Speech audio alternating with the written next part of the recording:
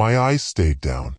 I could feel him watching me, the weight of his gaze pressing against my skin like the brush of fingertips. My breath hitched. My fingers curled into the folds of my dress. He said nothing. He did nothing. Just stood there, silent and motionless. The seconds stretched and broke. My pulse thudded in my throat like the fear in my stomach, mixing with something warmer, darker beneath my ribs.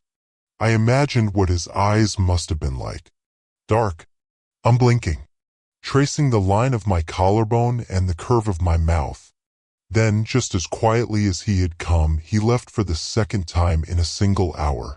Slowly, cautiously, I dared to lift my head. The street was empty again, mist curling through the dim light.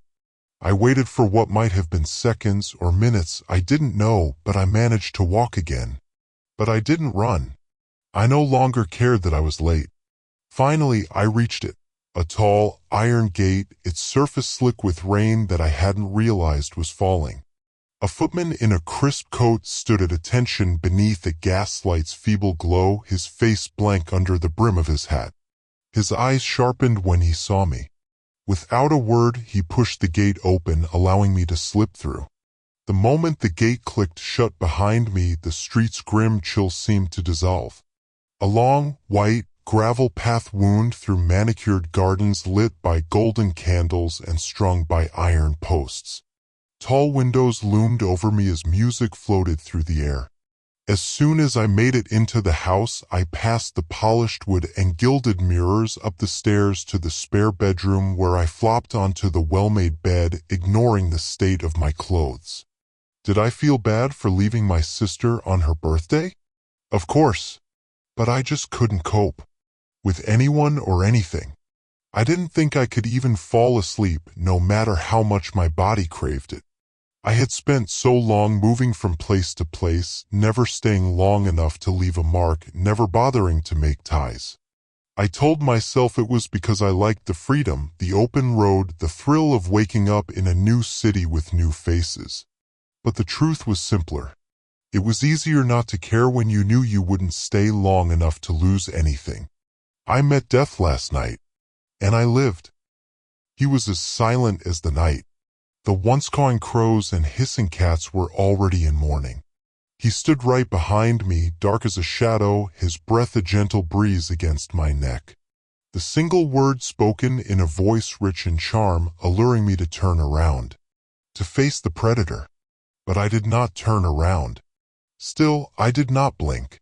The feeling in my fingers came back, and I was met with the warmth of coming out of an ice bath into the blazing sun. My feet began to move, the invisible force gone like it was never there, and soon I was running. Running through winding streets, trying to think of anything but what had just happened. I'm late, I thought. I'm so late, and my sister will be mad. I tried to convince myself that was why I was running. Nothing happened. I saw nothing. My breath tore through the night's air as my book struck the slick cobblestones. Gas lamps fought against the choking fog, blinding me. The stray hairs that I had forgotten to shave on my arms stood up as ice invaded my lungs once more. No. Please no. I had heard people talk about terror whipping through them, causing them to panic and shake. But that was a lie. Terror didn't come all at once. It came in waves, each one bigger than the last, freezing my lungs and clenching my throat in a vice-like grip. Why did I think that I could outrun him? Why did I think I could outrun the inevitable? I looked down at my pale skirts, now splattered in mud, and refused to look up again. The shock of what I might see would kill me before he did. He made no sound as he approached for the second time. No footsteps. No shift of breath or fabric. Just the sudden certain sense of him standing before me. Close. Too close. I met death last night.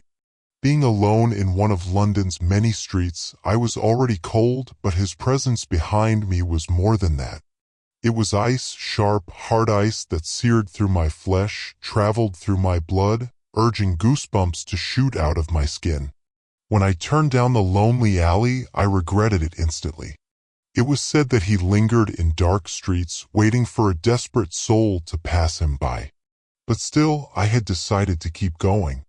Arriving in London on the night of my sister's birthday was already fine, but her party had begun at 8 p.m. and I didn't need to look at my watch to know that it was way past that already. She would kill me for being late.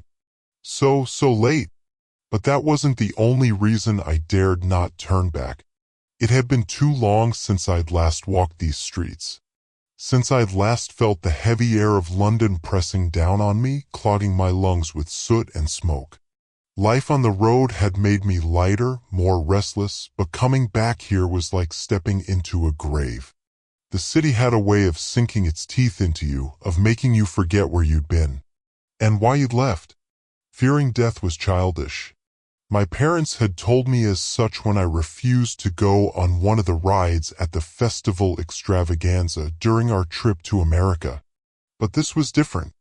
Like the images in my mind of falling from great heights and being trampled by horses had cleared, revealing something so impossible that it was the only thing my mind deemed plausible.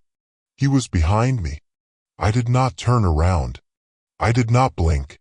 My eyes remained open, forgetting how dry they had become. I just stood there, an invisible force stopping my feet from taking off into a run. From sprinting around corners and through streets until he would inevitably catch me. I wondered what it would feel like. A sudden pain in my chest? A fog corrupting my mind? My vision slowly dimmed until I drifted off into a never-ending dreamless sleep. Or maybe I would feel nothing. Maybe I would be awake 1 second, thinking of all the ways I was going to die, and the next I would be lying on the ground, waiting for someone to find me, although by then it would be too late. No one could ever be saved. The goosebumps grew larger as his presence sauntered towards me like prey waiting for the predator, knowing that it was neither fast enough nor strong enough to face it. I thought about all those moments I had let slip through my fingers, all those opportunities one had missed out on, all those potential friends and more that I had hung back from, thinking that I wasn't worth their time. Now, I thought that I should have chosen who was worth my time, for it was going to be shorter than anyone would have expected. And who would have blamed them for thinking I had all the time in the world? I always thought, never did. Always calculated, never acted. Always worried about others and never spared a thought for myself. Now, just like then, I waited.